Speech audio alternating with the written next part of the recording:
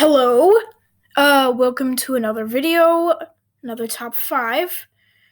We have 5 most important transitional species by me, and I want to clarify what a transitional species is. It's not a dead end. Um, a transitional species is a species that transitions from one to another. Um, For example, primitive archosaurs to primitive crocodiles to crocodiles today. Those primitive crocodiles are more like a transitionary species than other crocodiles that are more of dead ends like Stomatosaucus. Watch for him in Obscure Paleos.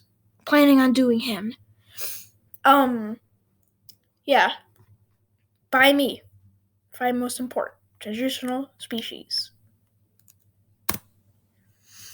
Number 5 is Pakirachis, Pakirachis. Pakirachis is a close relative to the modern snake that is from Israel in the early Cretaceous. The environment of the Middle East and Northern Africa was a series of rivers and also a sea that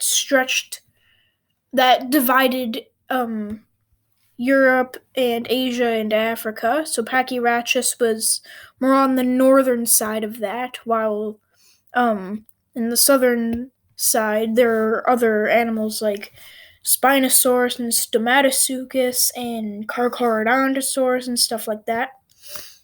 Home to semi-aquatic animals like Spinosaurus and Stomatosaucus. We now know by the help of Pakirachis that snakes evolved from lizards. Pakirachis and other early snakes had tiny hind limbs as a remnant from their lizard ancestors. So in this illustration, if this thing can go away, you can see at the end of the tail there are 2 little stumps, and those are the legs. Other snakes had more pronounced legs as well, like the snake called Najash or Najash. Number 4 is Thronaxodon. Thronaxodon was a type of advanced synapsid with fur covering its body. It was from the late Triassic in South Africa and Antarctica.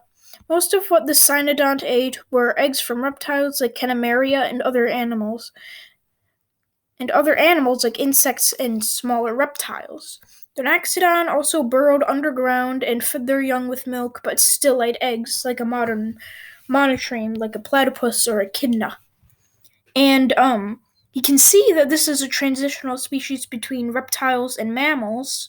Other animals like Dimetrodon grandis were like this because people speculate that it had some whiskers and a little bit of fur, but Thronaxodon had a full covering of fur protecting it. Also, because it lived in Antarctica, got kind of cold, so it had its fur.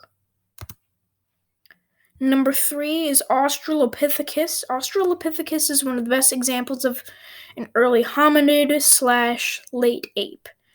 This ape, not late ape, I should say, like, more human-looking apes, because we're still apes. This ape walked upright like a human, but still had ape-like features, more hair than modern humans. Australopithecus also used the trees to get out of danger, as Australopithecus was still prey to many cats like Dinofelis and ancient leopards. And it had similar habits to humans, but Australopithecus just scavenged off of larger predators' food, and it also had frontward-facing eyes, like all hominids and apes, and it stood on 2 legs to get a better vantage point to spot predators like Dinofelis and ancient leopards. Number 2 is most obviously the Archaeopteryx. probably the most famous of transitionary species because it was one of the first birds. This early bird lived in the late Jurassic in Germany. We pretty much knew Archaeopteryx was a bird due to the first specimen. It was a full body with many bird-like features, as well as feather imprints. This is why Archaeopteryx is called Ancient Wing, by Meyer in 1861. We also know a great deal about its coloration. It was like a silvery black color, kind of like this illustration. But I can't stress enough how Archaeopteryx is a bird. It could fly. It could use powered flight, and unlike other bird relatives like Microraptor and Yi-Chi, Archaeopteryx was able to fly. One, which is a thing that birds do, except for ratites and ratites, I think, are the only ones that really can't fly, and also penguins. So and we know that dinosaurs probably had feathers before Archaeopteryx was a thing, because it had very advanced stage 4 feathers and stage 5 feathers. So we probably know that Silophysis and Horrorosaurus and Demiosaurus probably had feathers. Honorable mentions. Number 1, Peter Pez. Number 2, Chaoyangsaurus. Number 3, Silosaurus. Number 4, Hapalops. And number 5, Propeliotherium. Number 1, Tiktaalik. This is the most, not one of the most, I should have erased this. This is the most important genus of animals that ever existed. Well, maybe except for other things.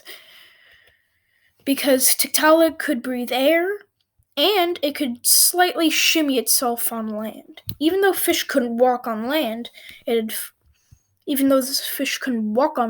had 4 tiny fins that evolved into legs in later creatures like Ichthyostega and Peter Pez from honorable mentions. Tiktaalik likely lived in shallow water and was the very first tetrapod. Tiktaalik also lived in northern Canada in the late Devonian period, on one of those many little tiny islands by Greenland. Without Tiktaalik, all other known tetrapods wouldn't exist, and either cartilaginous fish like sharks and rays would have dominated the land, or the 3-finned placoderms that contained Dunkleosteus and Caucosteus. And yeah, make sure to like and subscribe, like being a little thumbs up button and subscribe being the big subscribe button. Goodbye.